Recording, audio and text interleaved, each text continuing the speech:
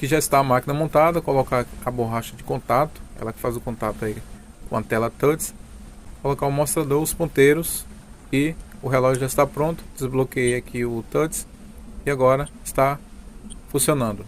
A parte central funcionando, embaixo também está.